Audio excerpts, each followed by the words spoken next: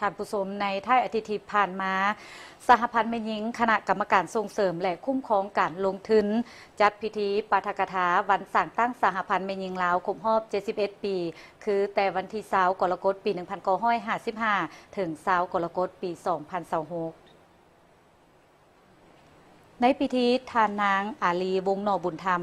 ประธานคณะบริหารงานศูนย์กลางสหพันธ์แม่หญิงลาวได้หวนคืนประวัติมูลเสื้อการเติบใหญ่ขยายตัวและผลงานตลอดระยะ71 ปีที่ผ่านมาซึ่งได้ยกให้เห็นมูลเสื้ออันดีงามมูลเสื้ออันพิละอาจหารประกอบส่วนอุทิศเหือแห้งสติปัญญาเข้าในภารกิจต่อสู้กู้ชาติเคียงบ่าเคียงไหลกับเพศซ้ายด้วยน้ำใจเสียสละอันสูงส่งเด็ดเดียวต่อสู้อย่างพิละอาจหารสร้างผลงานประกอบส่วนอันใหญ่หลวงของแม่หญิงลาวในภารกิจต่อสู้กู้ชาติและภารกิจปกปักรักษาสร้างสาพัฒนาประเทศชาติตลอดระยะที่ผ่านมาจนถึงปัจจุบันนอกจากนั้นท่านยังได้ยกให้เห็นคุณลักษณะที่เป็นมูลเสื้อของแม่หญิงลาวที่ประธานไก่สนพรหมวิหารได้ขนานนามไว้หาลักษณะที่เป็นมูลเสื้อของแม่หญิงลาว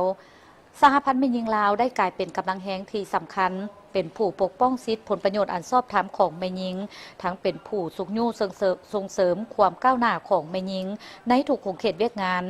และเป็นกำลังสำคัญในการพัฒนาเศรษฐกิจสังคมโอกาสเดียวกันนี้ท่านนางพรวรรณอุทวงศ์ห้องรัฐมนตรีห้องประธานผู้ประจำการคณะกรรมการส่งเสริมและคุ้มครองการลงทุนก็ได้มีคำเห็นโดยได้ย่องย้อบรรดาผลงานของสหพันธ์แม่หญิงห้องการ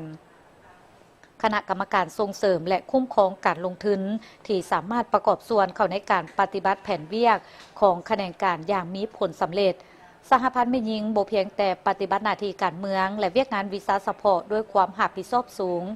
แต่ยังเป็นกำลังสำคัญในการสร้างครอบครัวอบอุ่นปกป้องสิทธิของแม่หญิงและเด็กน้อย